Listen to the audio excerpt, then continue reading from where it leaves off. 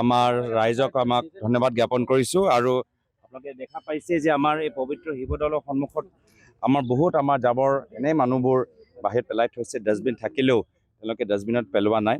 তো আজি আমি এটা বিশেষ কাৰ্যসূচী আমাৰ ফেন ক্লাবৰ সদস্যৰ যোগেদি আমি লৈছোঁ যে চাৰিওফালে য'ত আমাৰ পবিত্ৰ অনুষ্ঠান আছে, গীৰ্জাঘৰ, মন্দিৰ, নামঘৰ, আমাৰ মছজিদ, তাৰ সন্মুখত যিখিনি প্লাষ্টিক বা বিভিন্ন ধৰণৰ জাবৰ আছে, আমি আমাৰ ফেন ক্লাবৰ সদস্যসকলক য'তে আছে তাতে আমি তেওঁলোকক অনুৰোধ কৰিছোঁ যে আজিৰ তাৰিখত আমি ৰাইজৰ প্ৰতি দায়বদ্ধ হৈ আৰু আমাৰ বিভিন্ন ধৰ্মীয় অনুষ্ঠানৰ প্ৰতি দায়বদ্ধ হৈ তাৰ অনুষ্ঠানৰ সন্মুখত সৰু এটা চাফাই অভিযান আয়োজন কৰিব লাগে। আৰু আজি মই নিজে ইয়াত শিৱদৌলত সেৱা আগবঢ়াই প্ৰাৰ্থনা কৰি আজি সেই কাৰ্যসূচীত আগভাগ লৈছোঁ।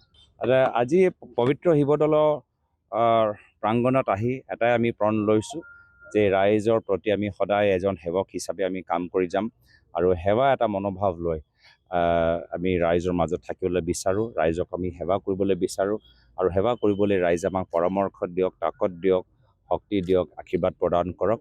আৰু এই যাত্ৰাত, এই ৰাজনৈতিক যাত্ৰাত আমাৰ লোকৰ মাজত যদি ক'ৰবাত ভুল হয়, আমাৰ লোকৰ মাজত ক'ৰবাত যদি অহংকাৰ বা আমাৰ লোকৰ ফালৰ পৰা যদি ক'ৰবাত আমি ভুলতে আমি কিবা এটা পাপ এটা কৰোঁ, তেতিয়া আমাক ক্ষমা কৰক।